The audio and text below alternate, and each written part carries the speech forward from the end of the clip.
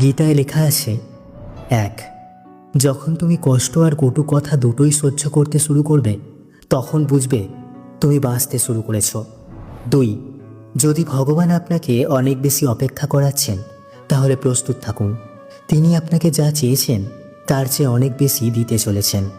3, জীবন নিয়ে বেশি ভাববেন না, যিনি আপনাকে জীবন দিয়েছেন তিনি কিছু না কিছু ভেবেই দিয়েছেন। 4, শ্রীকৃষ্ণ বলেন, কাউকে দুঃখ দিয়ে আমার কাছে সুখ কামনা করো না, আর কাউকে যদি ক্ষণিকের জন্য সুখ দাও তাহলে তোমার দুঃখ নিয়ে চিন্তা করো না। 5, মৃত ব্যক্তিকে কাঁদ দেওয়াকে মানুষ যেমন পুণ্য বলে মনে করে, তেমনি জীবিত মানুষের পাশে থাকাকে পুণ্য বলে ভাবতে শুরু করলে জীবন সহজ হয়ে যাবে। 6, আমাদের অকারণে কোনো মানুষের সাথে দেখা হয় না, আমরা কিছু মানুষের থেকে শিক্ষা পাই আর কিছু মানুষের থেকে জ্ঞান পাই। 7, কে কী করছে, কীভাবে করছে এবং কেন করছে তা থেকে যতই দূরে থাকবেন ততই সুখে থাকবেন। 8, আপনি হাসতে থাকলে পৃথিবী আপনার সাথে থাকবে, নইলে চোখের জল তো চোখেই ঠাঁই পায় না। 9, যদি কেউ আপনার ভালো কাজকে সন্দেহ করে তাহলে মন খারাপ করবেন না, কারণ সন্দেহ সর্বদা স্বর্ণের বিশুদ্ধতার ওপর করা হয়, কয়লার কালো দাগের উপর নয়। 10, মনের শান্তি জীবনের সবথেকে বড় উপার্জন।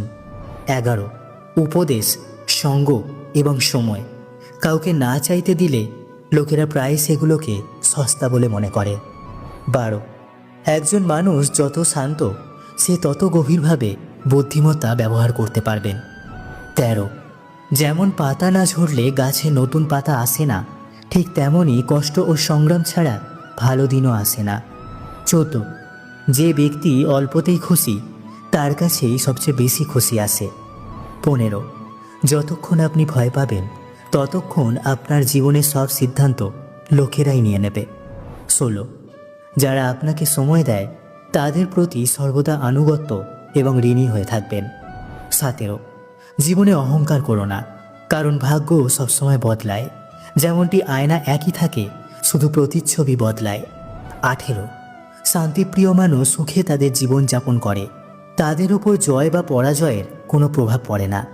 19, শ্রীকৃষ্ণ বলেন, স্বর্গের স্বপ্ন ছেড়ে দিন, নরকের ভয় ছেড়ে দিন, কে জানে কোনটা পাপ কোনটা পুণ্য, শুধু দেখুন নিজের স্বার্থ পূরণের জন্য যেন আপনার দ্বারা কেউ দুঃখ না পায়, বাকি সব প্রকৃতির ওপর ছেড়ে দিন। 20, অর্থ বড় না যোগ্যতা বড়, খারাপ সময়ে যে পাশে থাকে সেই সব থেকে বড়। 21, কেউ যদি আপনাকে নিজের স্বার্থ পূরণের জন্য মনে